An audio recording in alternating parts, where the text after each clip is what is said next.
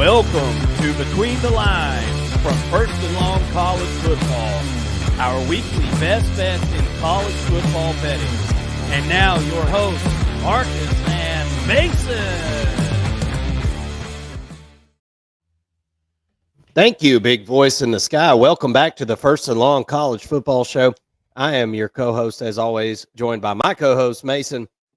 We are here to give you our best bets in college football betting here for week 7 of the college football season in 2024.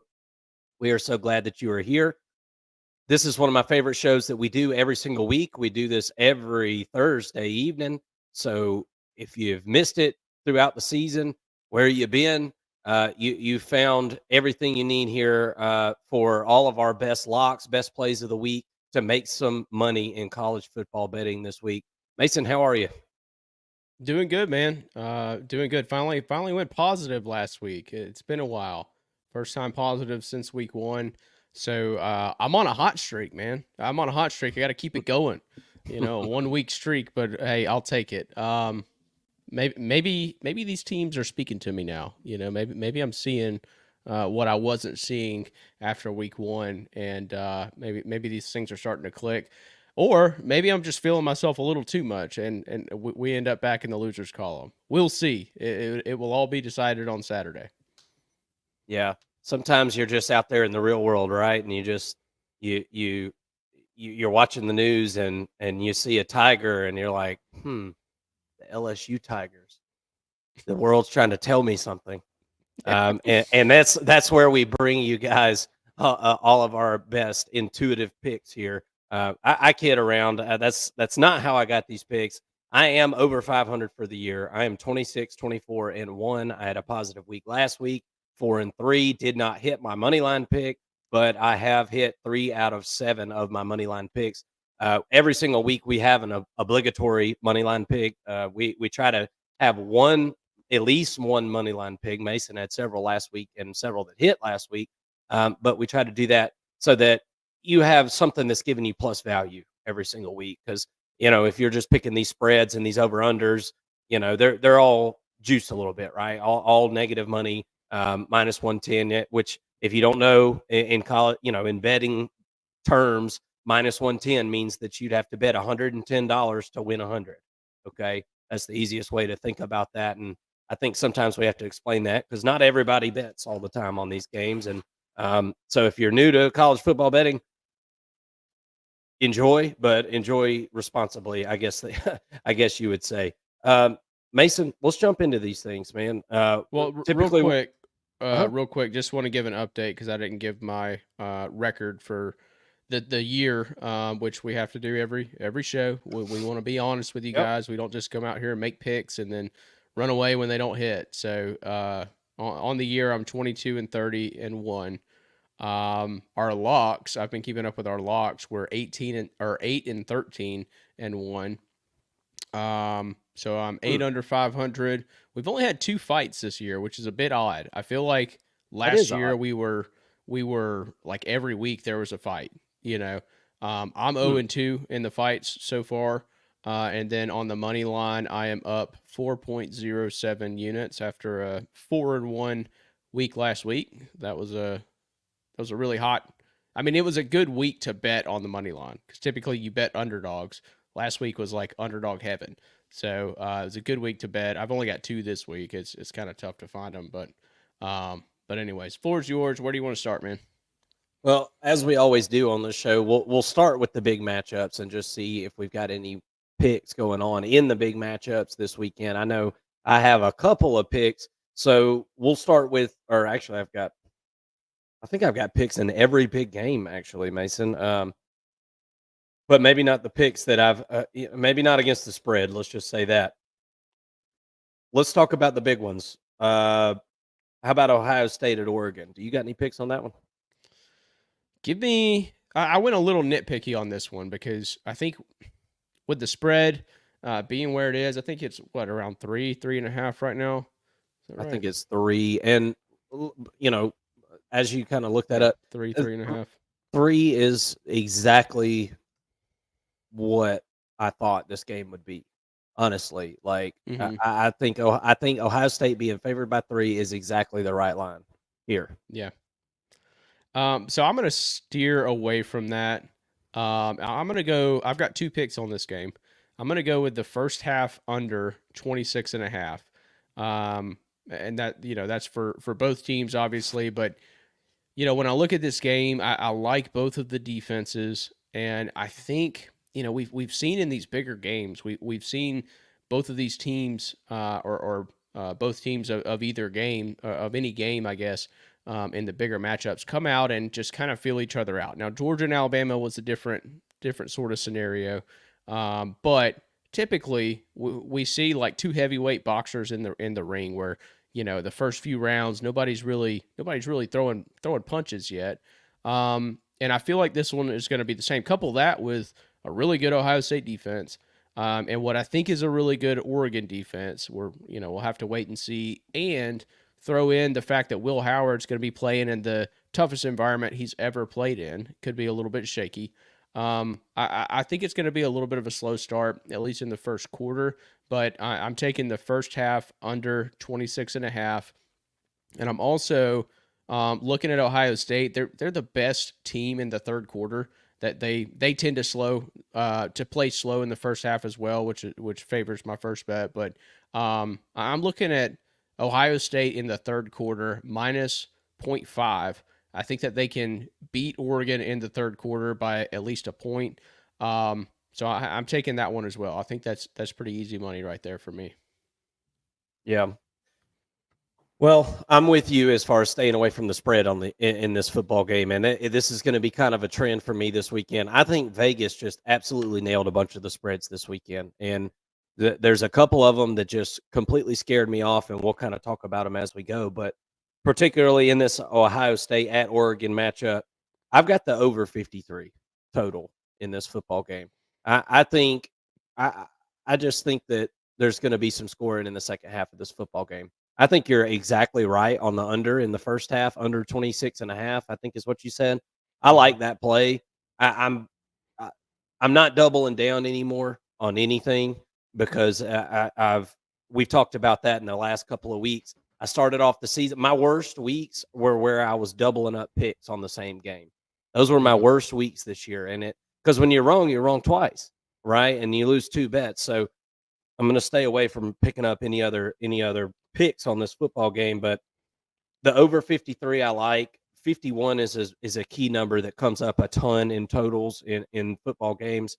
37, 41, 51, those are really, really key numbers. This one, a couple over that. I like that number at 53. I could see this one totaling out at 54 or 55 or 56, something to that effect. But as far as this matchup goes, I think the right team is favored, but you just never know in a matchup like this. And not to mention there's a travel situation that just hasn't happened for Ohio State, right? They don't know what it's like to go out to Eugene, Oregon every season or every other season for that matter. There's a lot of new going on there, and I just think Vegas nailed that line there. All right, so we both got plays on the totals there. So let's talk about the Red River rivalry. Hey, I said it right the first time. Texas, Oklahoma. You got to play on that one, man? I don't. This is a stay away game for me. I think that there's a really good chance that this game is close. If I had to bet the spread, I would take Oklahoma in the 14.5 points. But there's also a chance that Texas just kind of runs away with this one and wins by 20 points or something like that. I'm just not confident enough in a rivalry game to bet this one. I could see it being low score, and I could see both teams kind of just scoring and taking the top off of this one. It's a stay away game for me. Yeah, I mean, just talking about the game here for a second. There's just a lot of injuries for Oklahoma in this football game, and it's really that's been the story for the offense the whole first part of the season for Oklahoma. It's been next week we get this guy back. Next week we get this guy back. Oh, we got him back, and then he goes back in the locker room. And I'm talking about Nick Anderson there. and it sounds like Nick Anderson's not going to be back for a while, right? So I'm worried about Oklahoma scoring points just in general, and it really doesn't have anything to do with Texas's defense necessarily, which I don't think it's a bad defense or anything, but Oklahoma just hasn't been scoring points in general. Now, here's my kind of overlying thought on this one. Somehow Oklahoma scored 15 on Tennessee. I think they can score maybe 21 in this football game. I think that's possible. I think like a 42-21 is like a probable outcome here. If I was really looking at the over under, I would go over 48.5. This number shrunk way down. I mean, people have bet it. Yeah, that's low. The sharp bettors have bet it way down. So it's set at 48.5 right now. If I was going to bet that, I'd bet over. But instead of doing that, what I think is more likely is the first half under at 26. I like the first half under. Quinn Ewers coming back after being out multiple weeks. I think Texas is going to play somewhat conservative early on in this football game to get a feel for what Oklahoma is going to do defensively. And I just don't have a lot of faith in Oklahoma scoring touchdowns. I mean, I'll just be frank with you. If Oklahoma scores once or multiple times in the first half, it will more than likely be field goals. So give me first half under 26. And as I said, as far as a lean on the over-under in that one, I would pick over 48.5 at this point. I believe that game started at 52.5, and there was a $300,000 bet that was turned in on the under at one of these big casinos and dropped the number. That's what I was reading today. So interesting. Somebody rolling large, and a casino is feeling good to take a bet that large. Yes. So got that out of the way. Let's talk about the Rebels on the road at the Tigers and in Death Valley. This is a night game at LSU. You go and you look at the records, Mason. Brian Kelly's been really, really good at home at LSU. He's been even better at home at LSU at night in his short head coaching stint there at LSU. And this qualifies as, both of those, as this one is going to be kicking off at 7:30 p.m. Ole Miss coming off the win against South Carolina last week, 27-3. LSU, haven't talked about LSU a whole lot over the last few weeks after, they lose their matchup to USC early on in the season. Been kind of quiet. Do you have a play on this one? I do. You talk about Brian Kelly being really good at LSU at night. What coach hasn't been really good at LSU at night? That says more about the fans to me than it does Brian Kelly. I'm leaning with the Tigers on this one. I am going to take them against the spread at +3. I believe that's the best line. At a 3.5. 3.5. Yep, I see it now. So yeah, give me that. Give me that at +3.5. I think that LSU can keep this within a field goal for sure. I could see them winning it outright. It's a play I strongly consider on the money line. When you look at what Ole Miss does, I mean, they're really good up front on the defensive line, but this is also potentially a Joe Moore award-winning offensive line. In particular, they don't give up a ton of sacks. Give up hardly any. I think they've given up 2 on the year, if I'm not mistaken. So I do think that they are going to be able to somewhat neutralize the defensive line for Ole Miss, which is the best unit on their defense.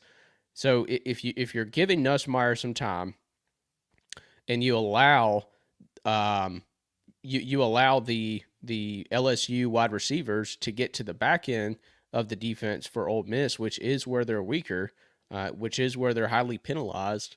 I think that's going to work in LSU's favor. Then on the other side of the football, I like what they have on the defensive line on the edges. I'm a little bit worried about them in the middle of that defense. I'm concerned about the running back depth for Ole Miss, so I'm not sure if they get a lead, if they're not able to kind of maintain that lead. They're going to be passing the ball around a bunch, and in a tough environment, I think that favors the LSU defense. So for those reasons, I'm taking LSU in the points here. I think that they can cover a field goal here and potentially win the game. Yeah, I like this number being at 3.5. I like that hook. That was something that I had to, really sit there and look for this today going into the show, because I'm like, all right, if that's at 3, then I don't know that I love it. But I'm going to take LSU plus 3.5 with you and ride that train.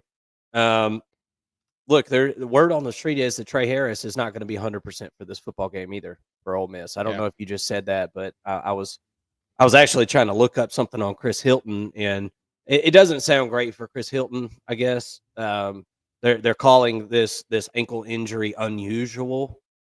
That doesn't sound good. No. That's not what you would typically want to hear from a coach. It would be kind of crazy if it was like reverse, psychology type thing where because a lot of coaches will be like, yeah, he's going to play, and then he doesn't. Well, it'd be like kind of crazy if Brian Kelly was like, oh, he's hurt, he can't play, and then he comes out there and plays. That would be kind of nuts. But originally that was like a heel bruise or something they were talking about, and now they're saying it's an unusual ankle injury. So I don't know what the status is on Chris Hilton. I feel like that would be, if he was playing, that would be a green light for a money line pick, honestly. But it doesn't look like he will.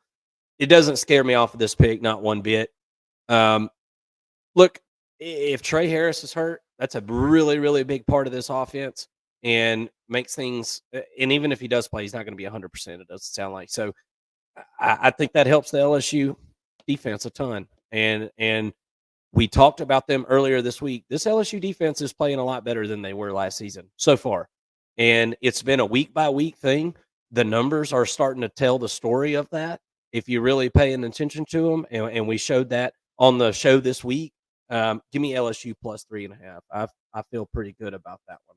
They're in Death Valley. That offense, look, it's hard to run on Ole Miss, but LSU don't want to run the football anyway, man.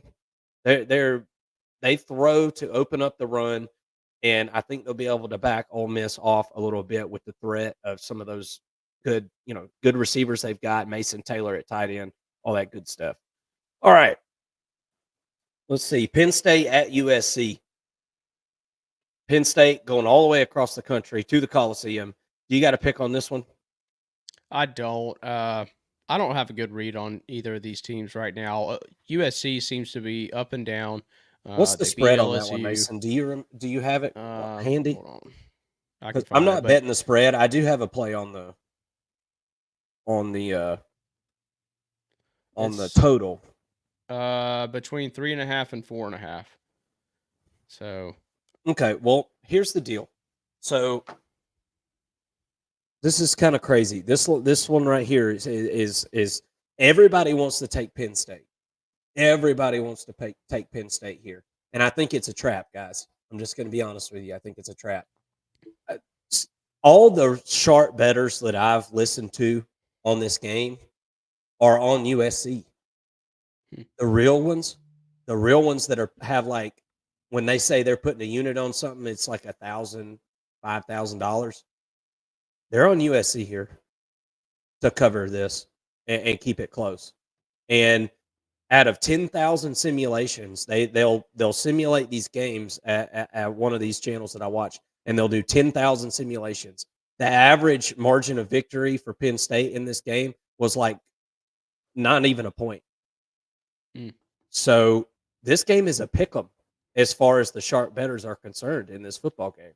So I'm just telling everybody that I'm not betting the spread, because my gut told me all week that Penn State a touchdown or better in this football game. But it does make a little bit of sense if you sit and think about it, because if you go back to Penn State against Bowling Green earlier this year, Bowling Green was able to throw the football on Penn State. And that is exactly, look, it's no doubt about it. USC's got a bad offensive line. They're going to give up some sacks in this football game. But they're the type of team, they'll give up a sack and then they'll get a 20-yard gain right after it. That's the type of offense this is. They're 2 steps back, 3 steps forward, 1 step back, 2 step. You know what I'm saying? That's how they play football, and it's kind of frustrating, and it's a little different to watch. I got a funny feeling about this one. So with all that being said, I'm taking the over 50.5 here. I don't think USC is going to be able to stop the running attack of Penn State. I think Penn State is going to be able to score rather quickly in situations. And I think that's going to hand the ball back over to USC. And I think USC is going to be able to score with some big plays. And then they're going to be punting it back to Penn State. And Penn State's going to be scoring it. If you see USC does. Give me the over 50.5 in this one. I think that is a very clear play. 51 is a key number, guys. Lots of football games in on a 51. This one's at 50.5. This is the perfect time to bet it right now. So over 50.5. Okay. That's all the big games, quote unquote. Now, there is one other game that I want to talk about that I think is still a big game that nobody else is really talking about unless you have just like a SEC channel or something. It's Florida at Tennessee. We didn't talk about this one this week, Mason, and I was listening to some stuff about this game today, and I was curious what your thoughts were kind of in a nutshell on this football game. Do you have a play on the game, and then what are your thoughts on it? I don't have a play on the game. I'm a little bit I don't really know where to go with this because if you're Tennessee, you're looking ahead and you've got Alabama on the schedule next week, right? Isn't that next week? Or no, it's the week after that, right? Third week in October. Third week in October. So it is because we started on I think the 2nd of October. So yeah, it'll be next week. It's next week. You've got yeah. So you've got Tennessee looking ahead, and I also kind of thought about South Carolina and Alabama in that sense, with Alabama looking ahead to Tennessee. So I don't know that Tennessee is going to want to put a ton out there. I also feel really good that they're going to be able to run the football against Florida. So if I had to make a play, I would say under, but I would think that maybe Florida covers in the game. I think it's a 14.5 or a 14. I would think that Florida covers, and I like the under play. I'm not even sure where the line's at on the over-under, but that's kind of where I'm leaning on it. I've got Tennessee to cover here. I've got Tennessee minus 14, and we talked about this game actually 2 weeks ago in the same light that you're talking about it right now. We actually did talk about that a couple of weeks ago, and we said, hey, this is kind of a trap spot for Tennessee, and then Tennessee ends up losing to Arkansas, and I think that kind of throws that idea out the window for me a little bit. It's if Tennessee cruises last week like we thought they were going to, then I would say that I felt like Florida had a chance to maybe come in and hang with Tennessee a little bit. I just don't see how Florida's really going to score on Tennessee. That's kind of my thing. It's like, yeah, okay, even if Tennessee comes out here and only scores 28 points, I think they win probably 28-7. You know what I mean? Like I just, and I don't know what the over/under is on this. It's between 56.5 and 57.5. That's a lot of points. I mean, a lot of points. I like the under, honestly. I mean, I'm not betting this game, but I think the under is the safer bet. What is it? What is the under? Tell me again. Over/under 57.5. It's a lot of dang points, man. All right, well, scratch the Tennessee. Scratch the Tennessee minus 14. I'm going to go under 57.5. Yeah. Now that we're talking about it too, that's a better play. I'm going to jump on that with you. That's a better play. Look, Tennessee's offense is a little overrated at this point. I mean, I think we can safely say that. Like, I mean, and I'm not saying that it won't be really good by the end of the season or whatever, but Tennessee's offense just ain't that good right now, man. I mean, it's really not. And we talked about it early in the season. Nobody wants to hear it. Everybody wants somebody to blow unicorn and candy corn up their butthole about their team. And that's just not what we do here on the First and Long show. I mean, maybe we'd get more followers or something if we did. But, we said it early on that Tennessee is a defensive-led football team. And I believe that more today than I did whenever I said it, at the beginning of the season.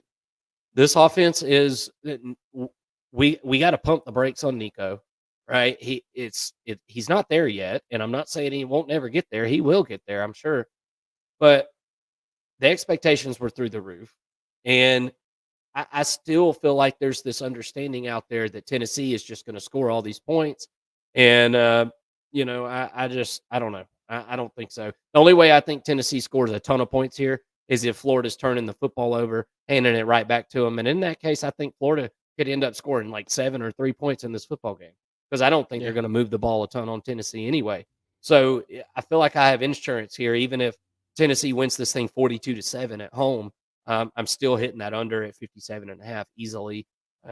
So under 57.5 sounds good to me. I like it. All right. What you got? What else you got? I got 1, 2 more regular picks, and then I've got a money line. Or no, excuse me. I have 3 more regular picks and a money line. So I got 4 more total. Yeah, I got 8 more. I got a lot of 2-for-1s though. Rattle me off a couple. They should go pretty quick. I'll read you my 2-for-1s, and then we'll save my last 2 for the end. So I'm going to go with the hometown team, Georgia Bulldogs, facing the Mississippi State Bulldogs at home. But similar to what we were talking about with Tennessee, looking ahead to Alabama next week, Georgia's got to go to Texas next week. I think that Georgia, and look, they've been pretty bad in the first half in general, but I like Georgia first half, or actually the entire over-under first half, under 28.5. I think that Georgia comes out. They want to run the football. They had an effective ground game last week with Etienne, kind of got him going. And then also we saw Mississippi State play Texas a couple of weeks ago, and they weren't playing up tempo like they were. Their starting quarterback is out. They're slowing the game down, trying to stay in it that way. I think that they stay in it in this game in the first half, and I got the under 28.5, and then I also just have the entire game under 55. If Georgia's up 21-3 in the first half, they're just gonna sit on them, man. That they're not gonna go out there and try to run the score up. The only way that the over hits in this one is if Georgia, in later in the third quarter, fourth quarter, they put in their backups and they keep scoring, which is very possible. But I still think that the game is going to be really fast. This is going to be a really quick game with the running clock and with Georgia wanting to run the football. Mississippi State's not going to be passing around a ton with a backup quarterback.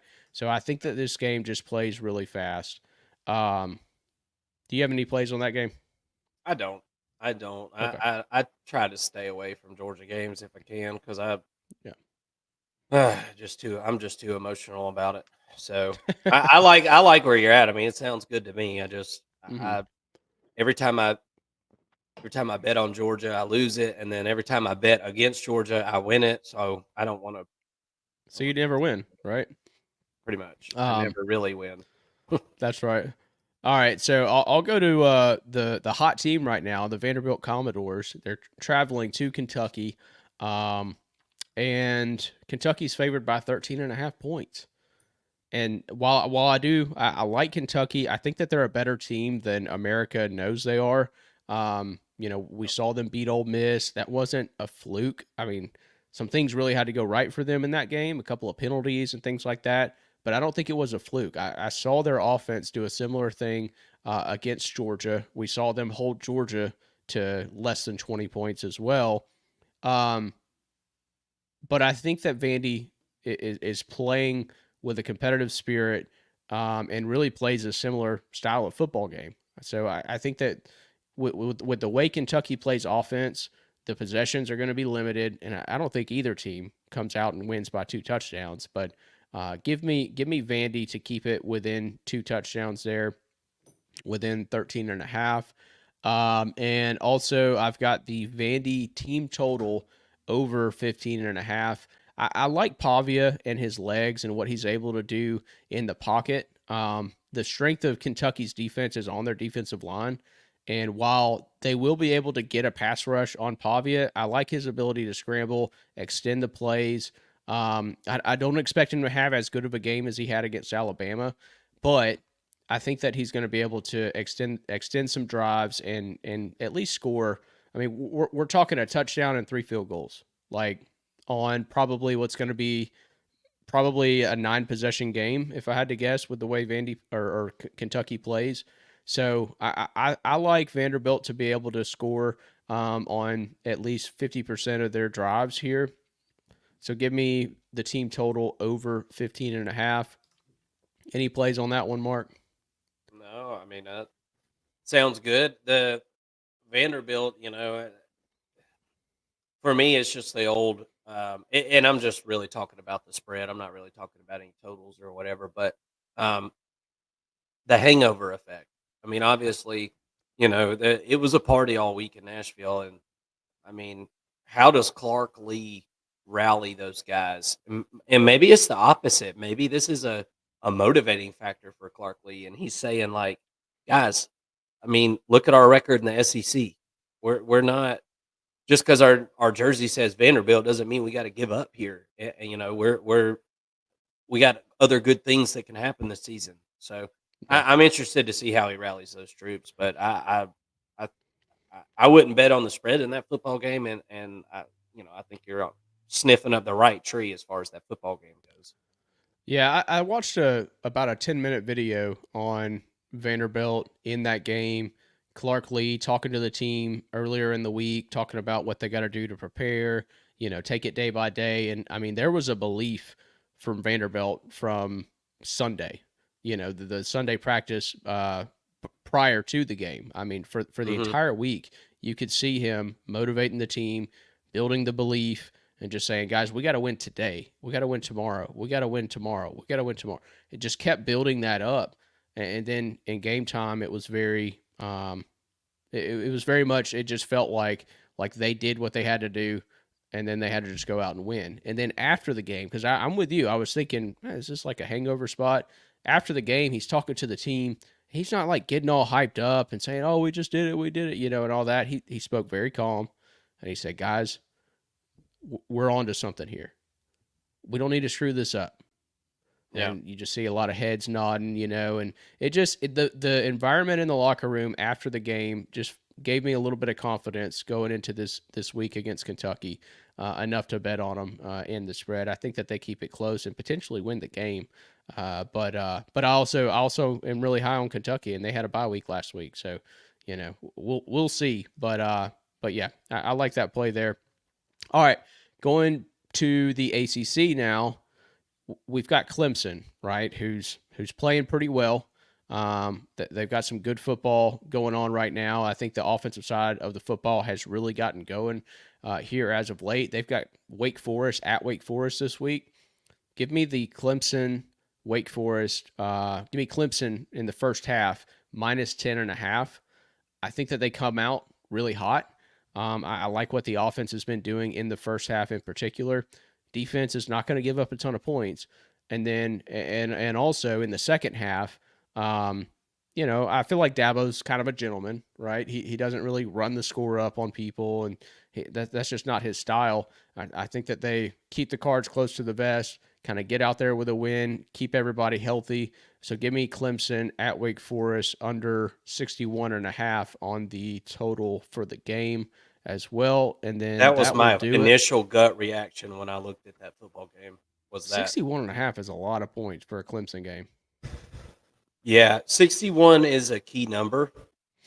So the hook there, I think, actually kind of helps you, I guess, in a sense, or I guess it kind of helps Vegas not have a split there. But 61 is a key number. 41, 51, 61, any of those kind of multiples like that.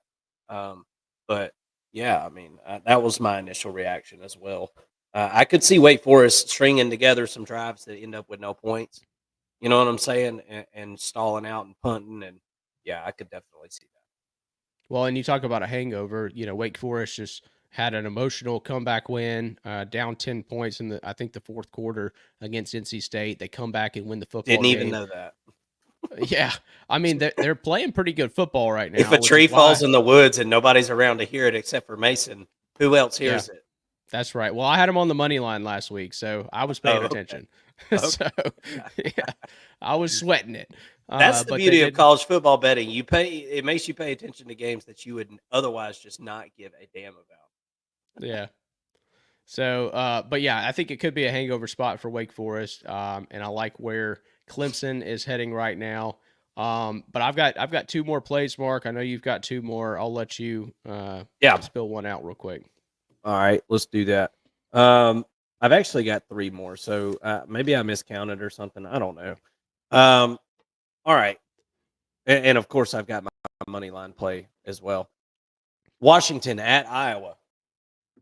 This is the only game this week that I'm going to double dip on, and so maybe we'll revisit this one whenever I go to make my money line pick. Hint, hint. A little foreshadowing there. Washington has played the same team 3 weeks in a row, essentially, with Rutgers, Michigan, and now Iowa. They're all like the same.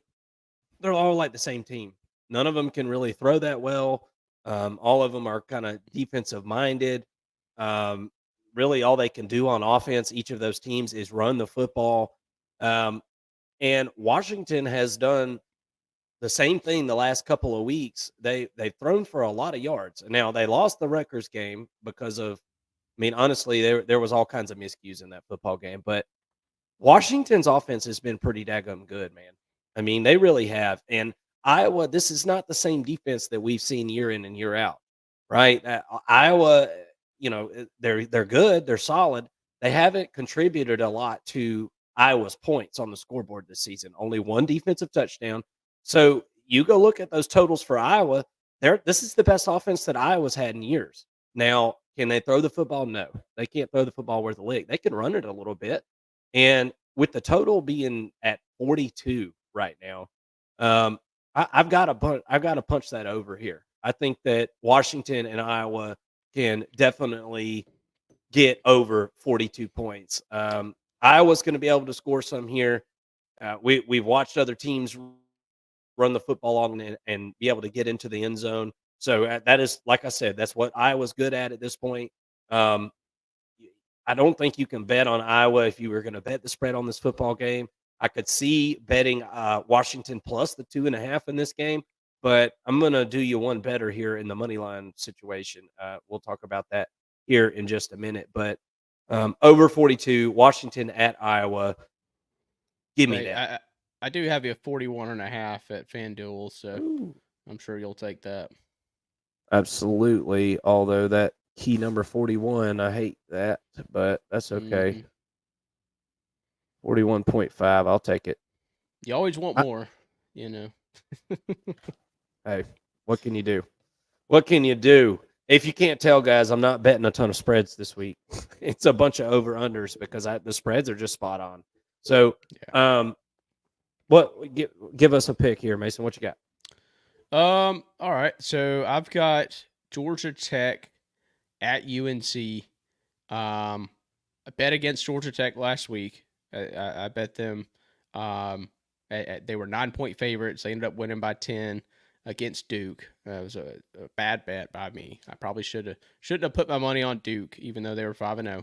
But going on the road to UNC this week, I like Georgia Tech to cover. I'm laying the 4 points at North Carolina. I just think North Carolina is that bad. I mean, I really do. Terrible. Yeah, and Clemson. Georgia Tech has shown an ability really to play consistently. I feel like we've seen them play pretty consistent for most of the season. They've had a couple of bad losses, but ultimately, I feel they're more consistent than UNC right now. And I think that they're going to be able to run the football against this defense pretty well. And their defense has come around this year. And so when your only real threat on offense is Amarion Hampton, I think that you're going to be able to load the box and win that football game. So give me Georgia Tech laying the 4 points there. Yeah, that was I have to say, I looked at that game as well, and that was my initial reaction there as well. So my gut is with you. That one barely didn't make the card here. No real reason it didn't, honestly. All right. Cal at Pitt. This one's pretty simple. I think these are two really physical football teams. The over-under is set at 58. I think Cal's going to come in at a bit of a hangover spot after a very emotional loss last week after hosting college game day. Everybody on campus from sunup to sundown, literally after sundown. I think Cal is going to come in a little bit hungover in this football game. Pitt would love to just slow things down. They don't mind doing that a bit. Pat Narduzzi has got a certain style about him. Give me under 58 in that football game. I think that total is a little bit too high. And I've been betting on Pitt games a pretty good bit this season, and they haven't let me down yet. So I'm going to take the under 58. I think Pitt can hold Cal to very few points in this football game. And Cal is a very physical team, feisty little team. And I think if things go perfectly for them, they hold Pitt to a small amount of points there. And I think either way, the under hits. So give me under 58 in that one. I like it. It's a lot of I got points. one more plus a money line. Go ahead if you got one. Yeah. I'll stay in the ACC. I've got Syracuse. I'm laying the 3 points at NC State. Look, this is more of a fade NC State than much of anything. Syracuse has been a really good team. I really like Kyle McCord. I'm a little bit nervous that NC State's going to finally put it all together and make me look bad here, but Don't they worry. haven't shown an ability to do that so far, and they've had plenty of opportunities. They've wet the bed in all of their opportunities. I like Syracuse in this game. I think that they are building something that next year is really going to put them in ACC contention. But even this year, they're a team that's gonna go bowling. Probably gonna win 8 or 9 games, something like that, and just be sitting right outside the ACC championship. I think that they get NC State in sort of their reeling fashion that they're in right now. So yeah, give me Syracuse on this one. Yeah, NC State is just bad, man. I mean, I don't think they're going to be able to turn it around at any point this season. It just seems like a lost season to me, and it seems like the Dave Doran era is kind of coming to an end, in my opinion. We'll see. All right, Kansas State at Oklahoma. This is one of the few games that I'm going to put something on the spread. I like you Kansas. mean at Colorado? That's what I meant to say. What did I say? Oklahoma? Yeah. I meant Colorado. Kansas State headed to Rado, headed to Dion country, right? All the money's coming in on Colorado, and people just love to bet on Colorado. It's a even more popular thing to do this week after what we've seen Colorado do over the last couple of weeks, beating Baylor, beating UCF. The Florida Gators also beat UCF. Yeah. And look, Not saying much. It's not saying much. And look, I was wrong on UCF. I thought maybe they were like maybe a 3rd or 4th place team in the Big 12 to start the season. I thought it was possible. No, it's not. Yeah. It's just no good. But let me kind of say this though. When they play Colorado, they turn the ball over 4 times, and Kansas State has shown, where they've had games where they did the same thing. I mean, we're referencing the BYU game, but that's not going to scare me off. Kansas State, they've got a young quarterback. He makes some mistakes. He made some bad mistakes early on in that BYU game. BYU is so solid, there was no turning it around. I think even if Kansas State turns the ball over once or twice in this football game, I think they're still going to be able to pull this one out. I like the 3.5 because I think they could win by 4 or 7. I think that's a really good possibility here. So give me Kansas State. Colorado's bugaboo is whenever they go against a team that's got a real run game. And you could say that UCF is like, yeah, they were the number 1 run game in the country. Yardage-wise, yes, they were. But like I said, they turned the ball over 4 times. I think Kansas State knows that DJ Giddens is going to be able to run the football very successfully in this game. That's an NFL running back, very hard to tackle, and this Colorado team isn't great at tackling anyway. And besides that, this is more like a Nebraska-Colorado matchup to me. This reminds me of the Nebraska-Colorado game in the fact that Kansas State has got them dudes on the defensive line. I think they're playing the best they've played all season right now. And I think they're going to be able to get back into the backfield and wreak havoc on Shedeur Sanders in that offense. So give me Kansas State minus 3.5 on the road there at Colorado. I like the Wildcats not only to win this game, but as of right now, I like the Wildcats to win that Big 12 as Utah. I guess, like I said, I guess we're never going to see Cam Rising again. I don't know. Yeah. Did you see where they come out and said that it's possible Cam Rising might just sit out this year, if they need Yeah. to. What? Just crazy. What? I am sick of that situation. Mhm. Very sick of it. What else you got? I'm out of picks. I'm down to money line. Yep, I'm on my money lines. I'll go ahead and give you both of mine. Give me Cincinnati over a team we were just talking about, UCF. Oh wow. Okay. I don't like UCF anymore. I mean, I wasn't crazy about Cincinnati coming into the season, but I would have never really picked them to win this football game. And I think that Vegas is a little bit behind on Cincinnati and also on UCF. I just don't feel like UCF is a very good team right now. Cincinnati their quarterback's been playing a little bit better. He's got a little bit of swagger to him now. And I feel like this is a good money line pick. I don't know if they win the game, but I think that Cincinnati is in a better spot right now than UCF. So give me Cincinnati at plus 135 in that game. And then also I've got West Virginia over Iowa State this week. I really like the way Garrett Green has been playing. The entire offense really for West Virginia has been playing much better. They don't do much on defense, but I think that West Virginia has just got more momentum right now than Iowa State. More of a gut play for me, but which is tough to say because Iowa State's undefeated. I hear that, but when you look at how they've played in recent weeks, I think that West Virginia feels like they're in a really good spot going against an undefeated team, trying to take the reins from or take the momentum and the energy from Iowa State in this one. Give me West Virginia and the Mountaineers. So that's in Morgantown, or it's in Ames?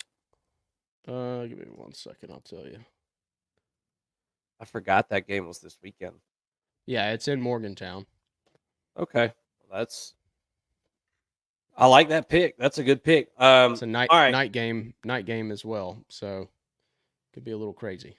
Washington at Iowa. Washington is the underdog going on the road to Iowa. I've already told you my play on the over 41.5 for multiple different reasons in that football game.